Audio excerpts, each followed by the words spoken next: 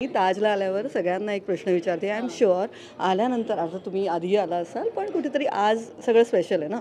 आल्यानंतर ताई हां लक्ष द्या की आल्या आल्या एक कुठली तरी गोष्ट इकडची जी आजच्या दिवसभर लक्षात राहणार आहे. मग तो खाण्याचा पदार्थ असेल किंवा या इथली कुठली गोष्ट असेल, वस्तू असेल किंवा एखादा इथला कोपरा असेल, इथलं काहीही असेल जे तुम्हाला आज जरा विशेष आवडलं आहे, असं काय आठवून ठेवा. विशेष आवडले असं जे तिने मला आल्या आल्या सांगितलंय.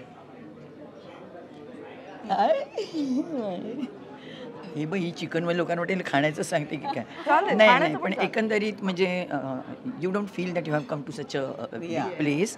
May be because of the staff, maybe because of the food, whatever it is, and the atmosphere तर त्याने असं वाटत नाही आहे की आम्ही असं. ताजबरोबर त्याच्या निगडीत खूप गोष्टी आहेत, पण चांगली गोष्ट जी आपण सांगतो ती असं इवन जे आम्ही आलो प्रोमोसाठी बरीच माणसं आमच्या ओळखीची पण नाही आहेत तुमच्या ह्यांच्या टीममधली म्हणा किंवा झी मालिकेची, माझ्या खास करून. पण असं मला वाटतच नाही की पहिल्यांदाच मी इथे काम करते झीवर किंवा पहिल्यांदाच म्हणजे ह्या सगळ्या टीमबरोबर मी आली. खूपच आणि सगळ्याच म्हणजे the way they are looking after us and the way my team looks after me. तर it's very nice, very pleasant. काय कोणाला काय सुचलंय? आल्या आल्या जे आम्हाला ओवाळलं गेलं, म्हणजे औक्षण केलं गेलं आणि तुळशी माळा आमच्या गळ्यात घातली, टीका लावला, तर खरंच ना हे खूप गरजेचं आहे आता, खूप गरजेचं आहे. आणि ॲटमॉस्फिअर इतकं छान आहे, म्हणजे not a single person in the staff, एकही माणूस असा दिसला नाही इथे. इथे everybody is very polite, smiling, humble. तुम्हाला काही हवं नको हे खूप खूप गरजेचं आहे. आणि हॉटेल इंडस्ट्रीमध्ये तर आहेच, पण हे खूप आवडलं इथे. आणि जे त्यांनी वेलकम केलं ना आम्हाला, तिथे भरून आलं.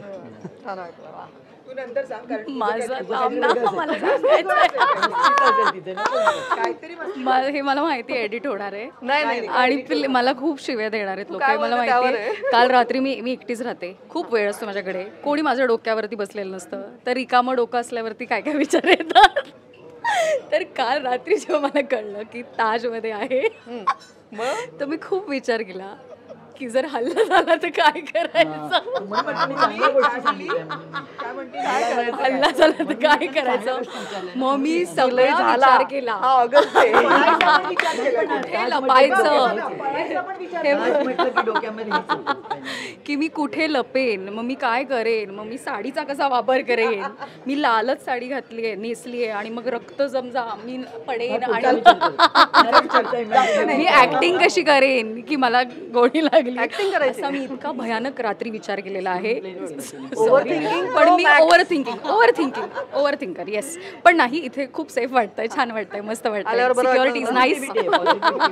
मला पण मी ज्या वेळेला अलिबागला गेलेले आहे त्यावेळेला आम्ही इथूनच गेलेलो, पण ना मला हिस्ट्री मला जास्त आवडते, त्यामुळे मला नेहमी या वास्तूबद्दल अभिमान आहे. छान वाटतं. मला इतका अभिमान आहे या वास्तूचा की मला कधी कधी असं वाटतं यार, इंडिया गेट यार, मला ना एक क्षण ही वास्तू बघितली ज्यावेळेला मी गाडीतून उतरले त्यावेळेला मला एक क्षण रडायला आलं. म्हणजे डोळ्यात म्हणजे ते खरं सांगते, म्हणजे कुठेही एक्झॅजरेशन नाही आहे.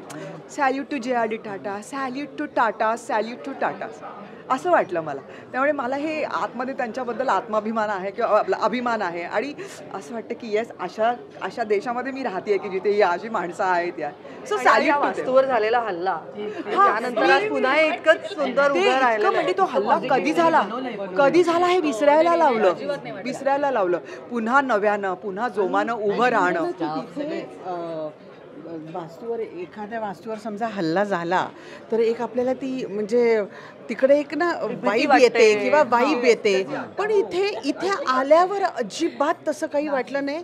कम्प्लिटली विसरायला झालं की इथे इतकं सगळं पॉझिटिव्ह आहे ना, प्रसन्न आणि डिवायनिटी आहे, खूप डिवायनिटी आहे इथे, खूप छान आहे. डोक्यात ते विचार येण्याचं कारण आहे माझ्याकडे. माझी एक मैत्रीण खास इथे होती जेव्हा हल्ला झाला, आणि माझा एक मित्र जो फोटोग्राफर आहे तो तिकडे कुठेतरी बाहेर रोडवर झोपून ते सगळं होत असताना, शूट होत असताना तो फोटो काढत होता.